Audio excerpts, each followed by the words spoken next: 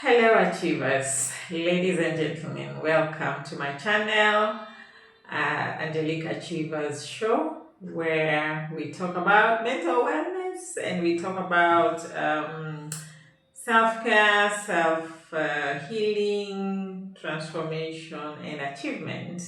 My name is Angela Zilani. I am a life coach. I am an author of a very beautiful book. There it is. Heal, Transform, Achieve. That's the name of the book. It has very valuable insights and nuggets for your life transformation. And yeah, there's a lot to learn from this book. I'm getting a lot of feedback, a lot of positive feedback from this book. And grab yourself a copy. If you're in Kenya, get your copy as a solid copy, a hard copy. If you're in anywhere in the diaspora, you can also get your copy online. I will share the link in the description below. And welcome to this episode of taking care of self. Everything begins with self. So I wanted us to talk about the foundation of personal transformation. What is the foundation of personal transformation? And why is it important, and what can you do to transform yourself to be the best version of yourself? Well, everything we do depends on how well you know yourself and how well you know your surroundings and how well you know your capabilities.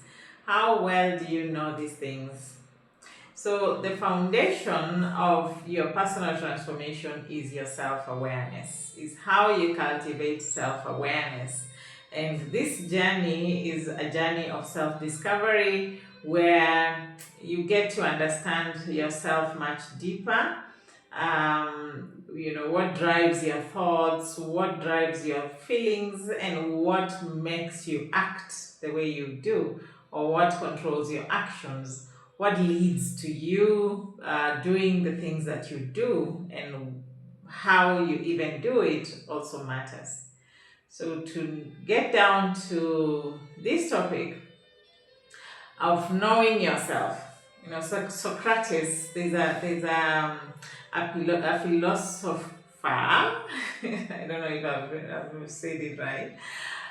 Called Socrates, who said, knowing yourself or knowing thyself is the hardest thing that you will ever do. So ask yourself these questions like, why do I behave the way I do? Why do I behave the way I do? Behaviors. Our behaviors determine who we are. Our behaviors are maybe they come from our habits and they determine the things that we do. What truly drives my decisions or lack of it? What truly drives the decisions that you make? What are those things that you do, the decisions that you make, or the ones that you avoid making because the lack of making a decision is also a decision? So what drives the decision that you make? And how do I really feel about myself and the people in my life? How do I really, really, how do you feel about yourself and the decisions that you make? So how do we understand? We need to understand self-awareness much deeper, beyond the surface, something deeper than what we can see. So self-awareness is knowing what you're experiencing internally. So it's taking care of the inner man in you. So how do we define self-awareness? This is like a class. This is like one of the classes that I offer. Getting to understand, first of all, what do I feel about myself? What do I think about myself? And why do I act the way I do? Am I conscious? or unconscious about my actions. So basically, this is bringing everything to awareness, that is your life, your decisions, your thoughts, your actions, all of them into awareness, so or into consciousness. So being self-aware is basically being conscious. How many people can say that when I wake up in the morning, I am conscious that I am waking up, and I am conscious at this time of the day I need to do one, two, three, and after that I do one, two, three, like that until the day ends, and you realize that the things that you have done were based on your conscious mind. Or at there times we find ourselves carried away by life, carried away by emotions, or carried away by by our thoughts, our challenges. And this is what so many of us do. We tend to live unconsciously. We are controlled by our past. The decisions that we make are controlled by our past. The things that we do are controlled by our past. And everything else becomes controlled by our past. So we are unconsciously living. So where would you place yourself when it comes to that definition of self-awareness? What are the things you do unconsciously? However, so many people struggle with self-awareness. They struggle with understanding how to do it, how to live this conscious life, how to be able to, come out of that bondage of the past, of unconsciousness.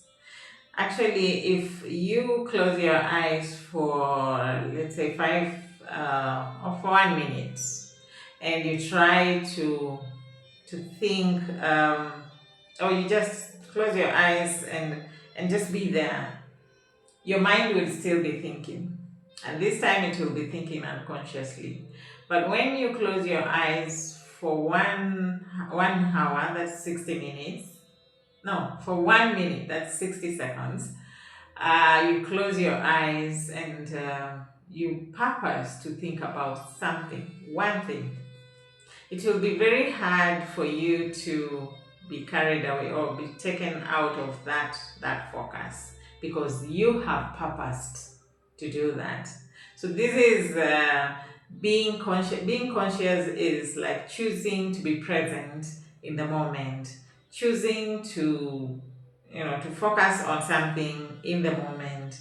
And it's not very easy, because we have this unconscious incompetence. We don't know what to do, or what we do, or what we don't know. We don't know what we don't know. If we don't know something, we don't know it. So you have that unconscious incompetence. So you're unconsciously unconscious. You don't know whether you're unconscious. But now we're bringing it to the awareness that many times we are unconscious. Many times we are not in the present. We don't know whether we are thinking unconsciously. Let's say you want to make a decision for your business, and you keep on procrastinating about it. And you don't have anything to put, to pinpoint the reason why you're procrastinating. This is because your unconscious mind maybe went through some certain failure, and it is telling you that, remember that failure, you will not manage it, you will not do it, and blah blah blah. So you are unconsciously unconscious. You don't even know that you are unconsciously thinking or afraid or procrastinating because of what you went through, what you have been through. So this is reason number one, actually the biggest reason why we do things unconsciously. We find ourselves doing things unknowingly. Number two is that we find it uncomfortable, so we avoid it. So this is called discomfort avoidance. Discomfort avoidance. So you avoid learning about self awareness because it's uncomfortable. It's not what you're used to doing. It's not, human beings, we are prone of doing what we know. We don't want to go to, we don't want to be disturbed by other things that are new in our lives. We want to stay, with what we know. And that's why maybe like when you talk about marriage, it is very hard in the first few months because this is the time you're very uncomfortable. There's a lot of discomfort because you're being asked or demanded, or just the situation demands that you do things differently. You think differently, you're a different person, and until you're aware that this is the reason why I'm feeling the way I'm feeling, you're going to be in friction for the longest time. So there's that discomfort avoidance. You're avoiding the discomfort of knowing something new, learning something new. Those people who go to school and keep on going and keep on learning, they have mastered the art and skill of growing past the discomfort. So how do you grow past that discomfort? You need to just keep having a better reason, a bigger reason, a why. The reason why you need to do what you have to do to get more self-aware. And then lack of practice, because we don't practice it. Most people go through life without deliberately developing this foundation in any way. So they don't deliberately take time to cross past this border or boundary of not knowing myself to knowing myself, and it's very uncomfortable. So we do not have time, or we are not having the authenticity to develop ourselves to have that authentic growth that we need to have. So we want shortcuts, we want what is quick. And when it comes to self, this is the place where we can become careless. And that's why when things are not easy, it's easy for you to not to get, like when you're going through stress or depression, it's very easy for you not to take a shower. But when you hear visitors are coming, you go straight to the shower and clean up and clean the house, and because we want to show it off to other people, but ourselves, we can be very forgiving with ourselves at any instance. So that is why we struggle with these things, with getting to know ourselves. We struggle because one, we are unconscious of unconscious incompetence. We struggle because of discomfort avoidance, and we struggle because we do not practice. We lack that practice. However bad or however hard it is, there's tremendous and remarkable benefits of self-awareness. And these benefits could be like enhancing your performance. When you're more aware, when you're more conscious, when you're conscious, you do things better, you choose better, you optimize your skills better because you're even able to recognize the skills that you do better than others. So you leverage on these strengths, you leverage on the things that you do better, and the things that you don't do better, you can, you put them aside. And it becomes easier and fulfilling. So with the fulfillment, we gain happiness. That's the second benefit. The second benefit of growing your self-awareness or becoming more self-aware. So you're creating happiness because you're able to align your actions with the things that you like or the things that you want to achieve. So you are creating authentic satisfaction and fulfillment. Great, so hence creating happiness. At the end of the day, what is the reason for life, or what is the biggest thing that we are chasing? Isn't it happiness? Is it not just to be happy?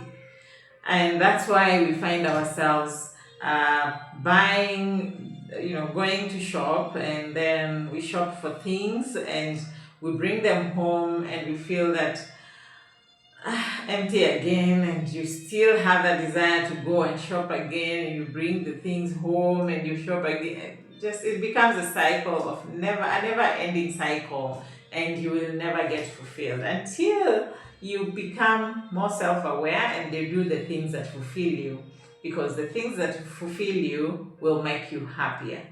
So that's basically one of the biggest benefits of self-awareness, or cultivating self-awareness. You become a better leader.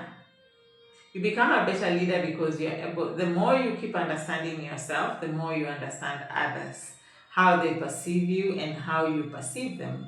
And mastering the art of leading yourself, you can also master the art of leading others. So self-awareness will encourage you, will help you build your leadership skills. You become a better leader, and when you talk about leadership, you don't need to have a team of people behind you to become a leader. You are a leader as you are. You're a leader with what you have. You're a leader of self. Because as much as we might want to manage anything out there, we want to manage our families, our children, and blah, blah, blah. How are you managing yourself first? Because until you know how to manage yourself, you will not be able to manage other things and other people better in a good way. So mastering yourself will help you to be able to look at other people with a lens that you look at yourself, and you realize that you're becoming a better leader. Self-awareness also will help you to build better relationships, sound relationships, because you're able to, the more you become more self-aware, the more you build your emotional intelligence. So you're developing your intelligence, your emotional intelligence, and this is understanding, managing your own emotions as well as others. You may ask yourself, how do I manage the emotions of others? Yes, you may not have control over how people behave, how people feel, but you have the ability to interpret why they feel the way they do in your own way, and in a way that positively serves you. So emotional intelligence becomes part of you, becomes something that is easy to control. You're able to control your emotions, you're able to control the outcomes of your actions, and interpret things in a way that suits you. Other benefits would be like you have increased motivation. So you're more motivated because you do the things that you love. Remember that we said you enhance your performance because you're able to discover your strengths, what you're strong at, and what you're weak at. So you let what you're weak at maybe just it's something that you need to work on, but you leverage on the strengths. So now you're able to become more motivated. And these are now the life-changing benefits that we talk about. You're becoming more motivated to do the things that you do. You discover your true passions and you become more genuine into what drives you into excellence, what drives you into becoming the best person, the best version of yourself. And then you realize that stress is part of us, but you become less stressed. So you reduce stress because you are more alert of your emotional triggers, and you are able to minimize their impacts. You minimize the actions and the things that do not entertain you or do not please you. So your energy is more on the things that you're passionate about than the things that stress you. So you're able to reduce stress. Of course, stress is part of life, and stress is good because it pushes us do better, to keep learning. You want to do more, you want to overcome, and the more we overcome something, the better we are becoming. So you're able to work on this stress in a better way. So stress is a good thing. It becomes bad when it is depression, when it becomes depressive. And then we are able to become more authenticity, and become more ideal, because we are mastering our thoughts, remember. So we are able to master the things that we need to do. We are mastering our thoughts, we are mastering uh, how we move, what we do. We are also mastering the way we look at the way we envision our future. So you become more authentic in yourself, and you become an identity. So you create an identity of yourself that is authentic, that means something to you and means something to what it is that you're trying to build. And as you keep on doing this, as you keep on becoming more motivated, as you become less stressed, and as you become more authentic, then you realize that you're becoming more resilient. So, no matter what life throws at you, you're able to handle it with resilience, because you have built emotional strength, and you're becoming your own critique, wise, positive critique. And you're becoming more compassionate with yourself, and you're becoming more alert of the things, the triggers, the things that are happening around you. So you're able to criticize yourself in a positive way, in a way that builds you, not puts you down.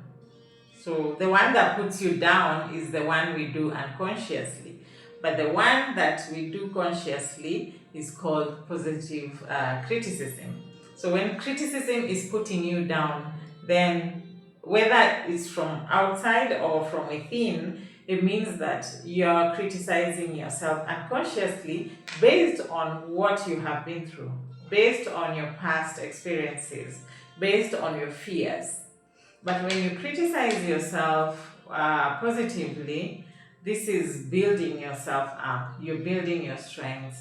You're discovering the places that you need to do better, the things that you need to grow in, the things that are meant or are supposed to help you become better. So there are some things, some skills, some other mini skills that you can build or you can grow, so that you continue practicing self-awareness and becoming more self-aware. And some of these things would be like journaling, writing down regularly, to process your thoughts, your emotions, to track your patterns, and to gain clarity of, the clarity of your inner world, the inner self, the clarity of where you're going, clarity of what it is that you're trying to do, you're trying to build. So have a journal, have a hard. For me, I like hardcover books. I like, if you ever see me with a notebook, it will always be a hardcover book, because this is a place where I can go back and read later, years later. But when you write on these notepads that, when you go for talks in hotels, you're given, when you write in those books, or those papers, it becomes easy for you to lose them, and you don't hold them dear. But when you write in hardcover books, you have a journal, something that 5 years down the line you can go back. You can go back and see, this is what I wrote. Let me see if I can see any of my notebooks. Any of my old notebooks. No, it's not in these shelves. Well, I think this is one of them. My old notebooks. I decorated it with love and all that, and wrote it my name, and yeah. So some of the things that I used to write, you know, what is my why? How do I manage my time? and I write down, connect to my writing. I need to obey the voice of God. I need to make myself still, be still. You know, yeah. So, wow, a lot of things that I had written about myself, about what I want to do, how to manifest what I need to do. I want, I need to let go.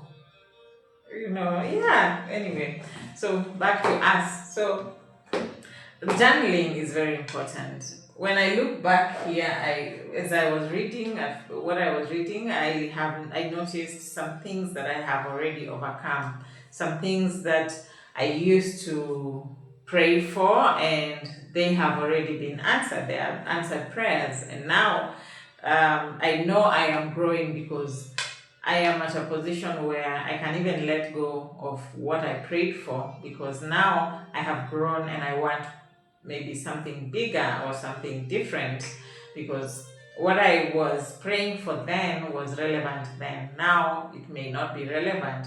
My prayer is different. So I'm able to go back and see how much I have grown, because journaling is like regulating where you are. I'm able to regulate myself where I am and reflect my journey, reflect on my journey where I have come from.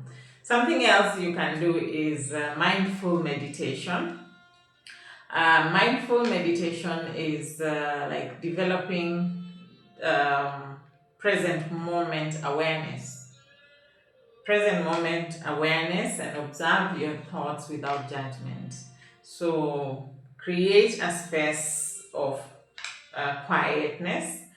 um, have a place where you can sit alone quietly, and bring yourself into the presence, and think of, maybe pick one thing that you would like to process in your thoughts, and just evaluate these thoughts in the present. Evaluate them without judging yourself, without saying that this is, I've done this, I've done, and just think of what is going on in your mind, and process that, and just evaluate them. Just observe what is going on in your mind, and then you can also put yourself in an empty space where I am thinking of nothing.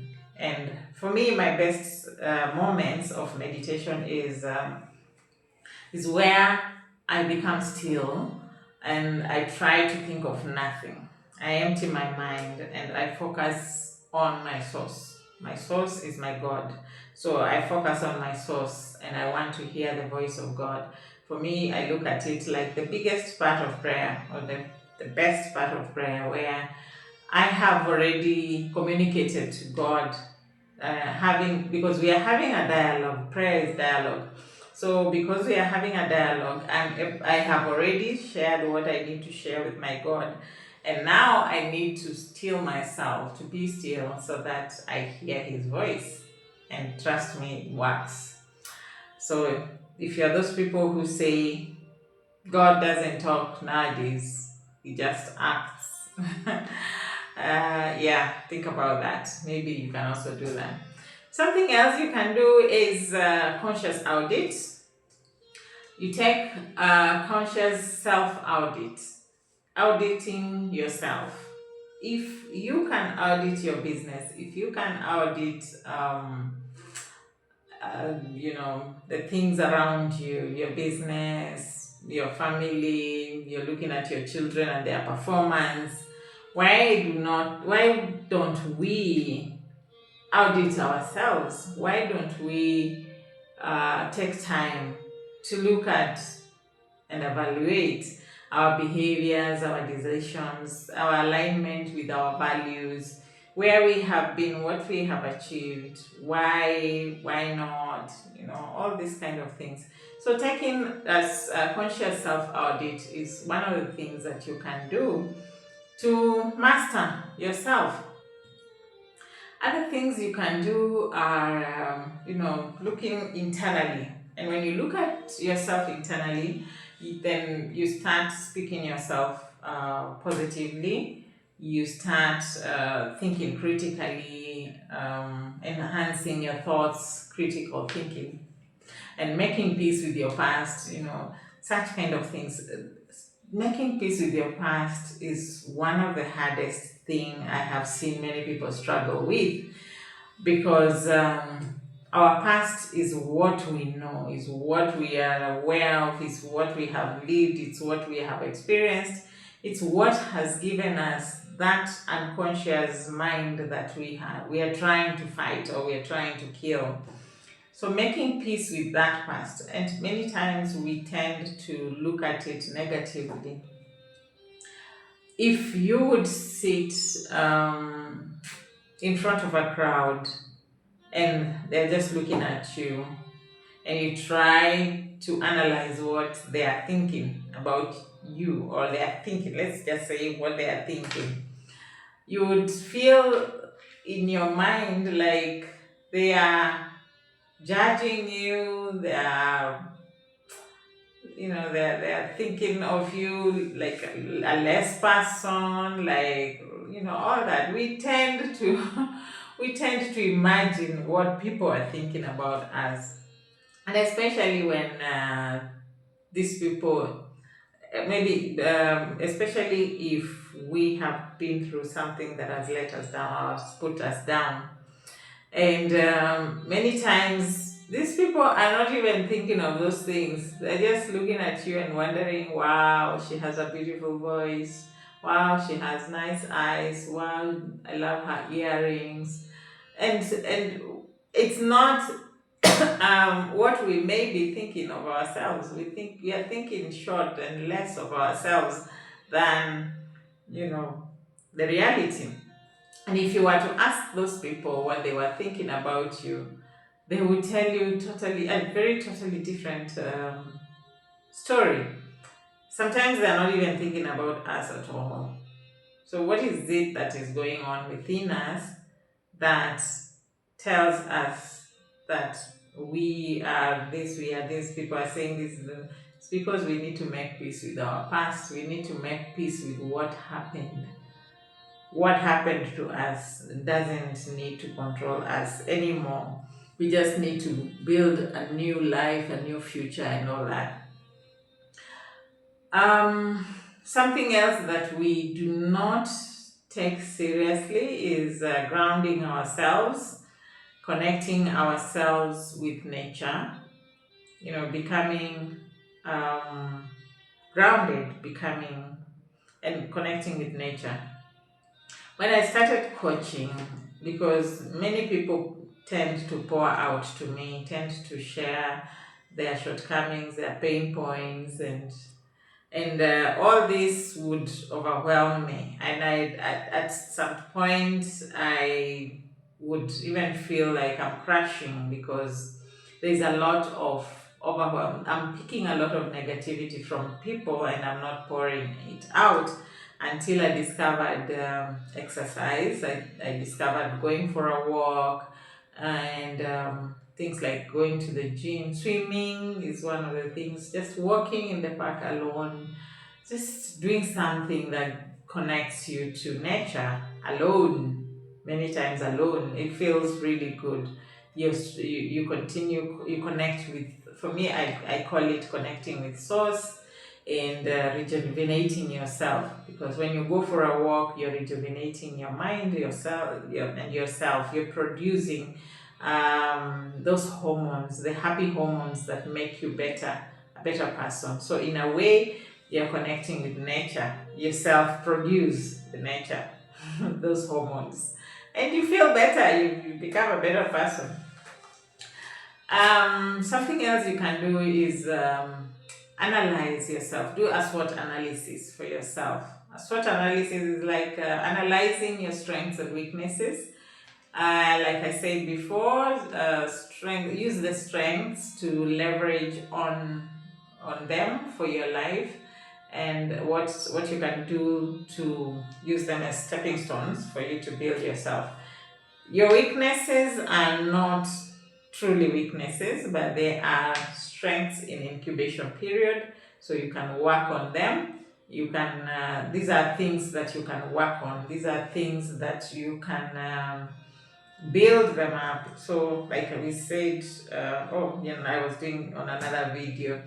If you have a negative narration, or you have a negative thought about yourself, you can change it by saying, like, let's say you're a shy person, you call yourself a shy person.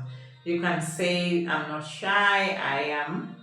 So, shyness is a weakness, but you can change it with the stories and narratives that you say to yourself. So, you come up with statements that speak totally different about what you do, about yourself, about those things, and about how you label yourself, so that when with time these narratives can change to the positive person that you're trying to become, or the better version of yourself that you're trying to become.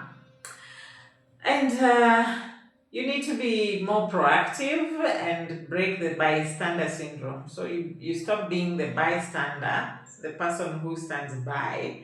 So you break the bystander syndrome and become more proactive in cultivating new behaviors, more proactive in doing something different. Like you can say, instead of scrolling, because I have been addicted to scrolling for hours, why not take a book and read? Why not grow myself from a book? So there's a lot that we can do in self-awareness, in building our self-awareness, and even like sitting down with somebody that you trust and asking them questions about what they think about you, what are the behaviors they observe in you, and they would wish that you would change them, and such, so on and so forth. So there's a lot that you can do to continue building your self-awareness. And for more of this, you join my class. Kindly join my class, so that we can walk through. I can walk you through this journey, applying what we are learning into your life as it is. So we use what we learn to apply it in your life, to use it in your life. So week by week, you're applying what you're learning. So we learn and we practice as we go. So it's both school and attachment at the same time. So, so I will be giving you homework and things to practice, and things to learn from, so that every week as time goes by, you realize that you are improving, you are changing yourself, you are changing you're growing, you're becoming more self-aware, you're becoming more emotionally intelligent.